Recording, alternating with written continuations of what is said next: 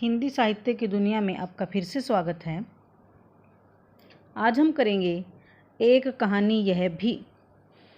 यह पाठ सुप्रसिद्ध कहानी लेखिका मन्नू भंडारी द्वारा रचित है। इसमें उन्होंने उन व्यक्तियों और घटनाओं का ओजस्वी भाषा में वर्णन किया है जिनका संबंध लेखकीय जीवन से रहा है।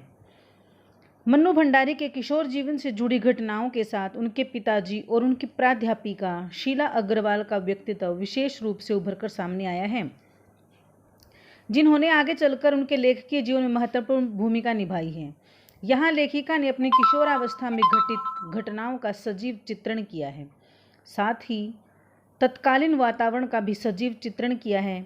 सन 1946-47 के आंदोलन की गर्माहट इस पाठ में पूर्ण रूप से अनुभव की जा सकती है। लेखिका का जन्म मध्य प्रदेश के भानुपुरा गांव में हुआ था, किंतु उनका बचपन राजस्थान के अजमेर नगर के एक मोहल्ले में बीता, ब्रह्मपुरी मोहल्ला। उनका घर 2 मंजिला था। नीचे पूरा परिवार रहता था, ऊपर की मंजिल पर उनके पिता का साम्राज्य था। अजमेर आने से पहले वे इंदौर में रहते थे। वहाँ उनके परिवार की गिनती प्रतिष्ठित परिवारों में होती थी।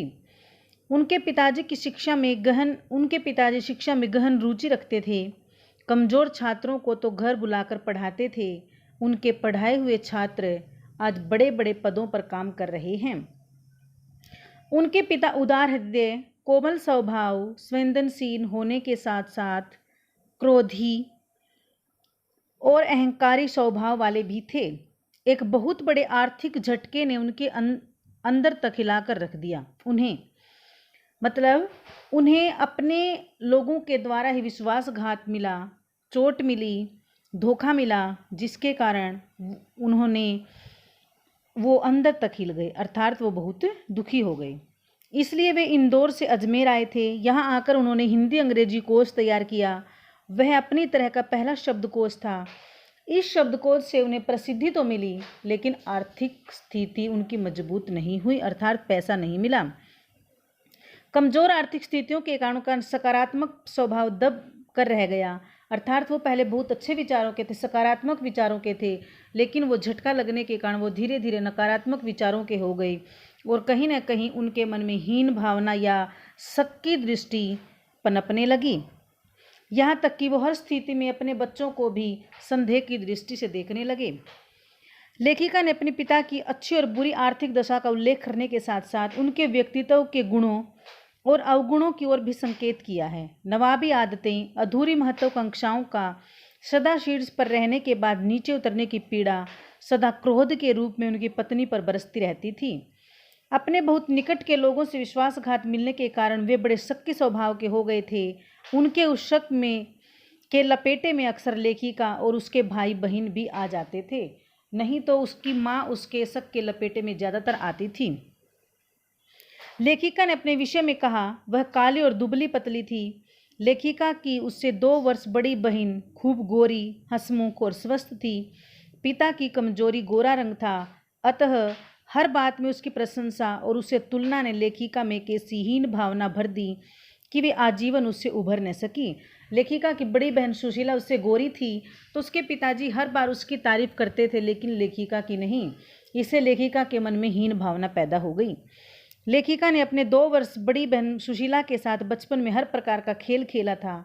लेखिका के 2 बड़े भाई पढ़ने हेतु बाहर चले गए थे, किंतु बचपन में वह उनके साथ भी खेलती थी। पतंग उड़ाना, मांझा सूतना, गिल्ली डंडा खेलना उसके प्रिय खेल थे, किंतु उसकी सीमा अपने घर या फिर मोहल्ले पड़ोस तक ही सीमित होती थी। उन दिनों पड़ोस को तो घर का हिस्सा माना जाता था। उन दिनों की तुलना में आज महानगरों के फ्लैटों का जीवन अत्यधिक संकुचित हो गया है। लेखिका की कहानियों के अधिकांश पात्र उनके मोहल्ले से हैं। जब लेखिका कहानियाँ लिखने लगी, लेखिका बन गई, तो उन्होंने बहुत से पात्र अपने मोहल्ले के ही लिए थे। लेकिन उस समय का जो वर्णन करती है लेखिका कि वो एक पूरे मोहल्ले को पड़ोस मानते थे, लेकिन आजकल का जो जीवन है वो पड़ोस कल्चर से बिल्कुल वंचित हो गया है। जो महानगरों का जीवन है वो बिल्कुल अपने अपने तक सीमित हो गया है। यहाँ तक कि दास साहब भी मौका मिलते ही महाभोज नामक उपन्यास में प्रकट हो गई। तब लेखिका को पता चला कि बचपन की याद कितनी गहरी होती है। सन 1944 में बड़ी बहन सुशीला का विवाह हो गया। बड़े भाई पढ़ने के लिए बाहर चले गए। तब उनके पिताजी ने मन्नू की पढ़ाई की ओर ध्यान दिया। पिताजी को यह पसंद नहीं था कि उसे पढ़ाई के साथ साथ रसोई में भी कुशल बनाया जाए। उनके अनुसार रसोई का काम लड़कियों की प्रतिभा व क्षमता को नष्ट करता है। रसोई का काम उनकी दृष्टि में भटियार खाना था। यह प्रश्न बहुत बार पेपर में पूछा जाता है। भटियार खाना शब्द का अर्थ स्पष्ट करें। भटियार खाना शब्द का अर्थ होता है भट्टी में झोंकना, जहां एक औरत की क्षमता व प्रतिभा को भट्टी में झोंक दिया जाता है। वे चाहते थे कि लेखिका उनके साथ राजनीतिक बहसों में शामिल हो। उनके घर में आए दिन किसी न किसी राजनीतिक पार्टी की मीटिंग होती थी कि वह देश की गतिविधियों के विषय में भी जानकारी रखें, किंतु लेखिका का बालक मन इन सब को समझने वाला नहीं था। वह क्रांतिकारियों और उनके महान बलिदानों से जरूर रोमांचित हो उठती थी। उस समय वो इतनी थी कि वो कहानियाँ और इस तरह की बातें सुनकर तो खुश हो जाती थी, उनमें तो उसकी रुचि थी, लेकिन ऐसे लोगों के पास बैठकर उनकी बातें सुनने में उसकी रुचि नहीं थी। लेखिका ने 10वीं की परीक्षा उत्तीर्ण करने के पश्चात कॉलेज में प्रवेश लिया। तभी उनका परिचय कॉलेज की हिंदी विषय की प्राध्यापिका श्रीमती शीला अग्रवाल से हुआ। शीला अग्रवाल ने उन्हें कुछ महान साहित्यकारों की रचनाएं पढ़ने के लिए प्रेरित किया। आगे चलकर लेखिका ने शरद चंद्र, प्रेमचंद्र, अज्ञेय, भगवती चरण वर्मा आदि के उपन्यास पढ़े। अपनी प्राध्यापिका से उन पर चर्चा परिचर्चा की। सुनीता, शेखर, एक जीवन, नदी के द्वीप आदि रचनाएं भी पढ़ी। जीवन मूल्य भी बड़ी तेज गति से बदल रहे थे। पुरानी मान्यताएं टूट रही थी और नई धारणाओं का निर्माण हो रहा था। उन दिनों स्वतंत्रता आंदोलन अपने पूरे जोरों पर था। सब ओर जलसे, जुलूस, प्रभात फेरी, हड़ताल, भाषण आदि का बोल चाला था। ये हर युवक इस ओजस्वी माहौल में शामिल था। भला ऐसे में लेखिका कैसे चैन से बैठ सकती थी। शीला अग्रवाल की जोशीली बातों ने लेखिका की रग रग में लावा भर दिया था। अर्थात लेखिका के मन में स्वतंत्रता की भावना तो पहले ही थी, लेकिन उसकी प्राध्यापिका की बातों ने उसमें और अग्नि भड़काने का काम कर दिया। लेखिका सड़कों पर घूम घूम कर हड़ताल करवाती, भाषण देती। उसने अब सारी वर्जनाओं को तोड़कर खुलेआम भाषण देने आरंभ कर दिए। लेखिका और उनके पिता के विचारों में टकराहट उत्पन्न हो गई। यह भी एक प्रश्न पूछा जाता है, लेखिका और उसके पिता के वैचारिक टकराहट को अपने शब्दों में लिखिए। उनके विचार क्यों नहीं मिलते थे? दोनों में टकराहट क्यों रहती थी? विवाह के विषय में भी विरोध चलता रहा। एक बार तो कॉलेज की प्राचार्य ने भी उनकी गतिविधि के सिलसिले में उनके पिताजी को बुला भेजा। प्राचार्य ने उनसे कहा, क्यों न आपकी बेटी की गतिविधियों को लेकर उसके विरुद्ध अनुशासनात्मक कार्रवाई की जाए। यह सुनकर वे आग बबूला हो उठे। बोले, न जाने यह लड़की मुझे कैसे कैसे दिन दिखाएगी। गुस्से में भरकर कॉलेज पहुंचे। वापिस आए तो लेखिका डर गई और पड़ोस के घर में छुपकर बैठ गई। सोचा कि अब पिताजी का गुस्सा ठंडा पड़ जाएगा तो घर चली जाएगी, किंतु कॉलेज से वे बहुत खुश लौटे।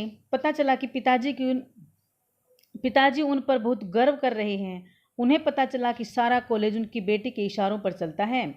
प्रिंसिपल के लिए कॉलेज चलाना कठिन हो रहा था। पिताजी ने कहा कि यह आंदोलन तो पूरे देश में चल रहा है, यह समय की पुकार है, यह तो देश की पुकार है, मेरी बेटी की अकेली की नहीं। भला इसे कौन रोक सकता। लेखिका के पिताजी अपनी प्रतिष्ठा के प्रति बहुत ही सावधान रहते थे। उन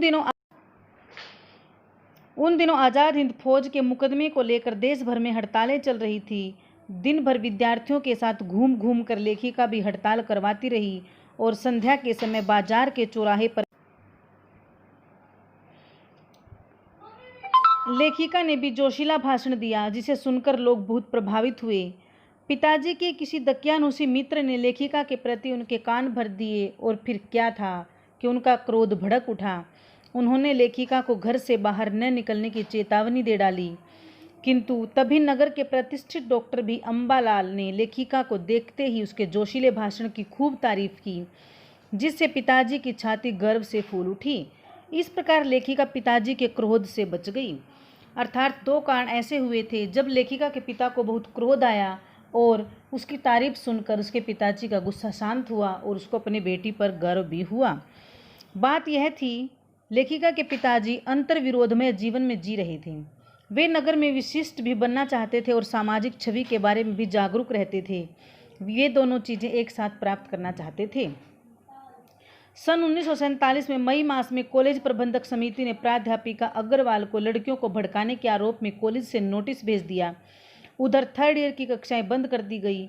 लेखिका और उसकी 2 सहेलियों को भी कॉलेज से निकाल दिया गया, किंतु लेखिका ने कॉलेज से बाहर रहकर भी आंदोलन जारी रखा और अंततः कॉलेज को थर्ड ईयर खोलना पड़ा। लेखिका को खुशी मिली, किंतु 15 अगस्त 1947 में इससे भी बड़ी खुशी पूरे देश को मिली जब भारत आज़ाद हुआ। अर्थात आज़ादी के आंदोलन में लेखिका ने भी क्या योगदान निभाया, यह प्रश्न भी पूछा जाता है कि वह जुलूस करवाती थी, नारे लगवाती थी, रैलियां करवाती थी, उनमें भाग लेती थी। अर्थात किसी न किसी रूप में लेखिका भी देश के लोगों को जागरूक करती थी। लेखिका की माँ, उसके पिता के बारे में बहुत सारा वर्णन किया है। उनके गुण पूछा जाता है। लेखिका की माँ के गुण यदि पूछा जाए तो वह धरती से भी अधिक सहनशील थी, और उसके पिता के गुण अवगुण पूछा जाए तो उसके पिताजी सामाजिक व्यक्ति थे, और यदि अवगुण पूछा जाए तो बहुत शक्की स्वभाव भी थे। और वह शक्की स्वभाव के क्यों हुए? अपने ही लोगों के हाथों विश्वासघात होने के कारण वह शक्की हो गए थे। लेखिका मन्नू भंडारी लेखिका बनने के बाद भी अपने ऊपर विश्वास नहीं कर पाई, और वह हीन भावना जो बचपन में उसके मन में पनपी थी, वह हीन भावना बड़ी होकर भी उसके मन में घर कर गई।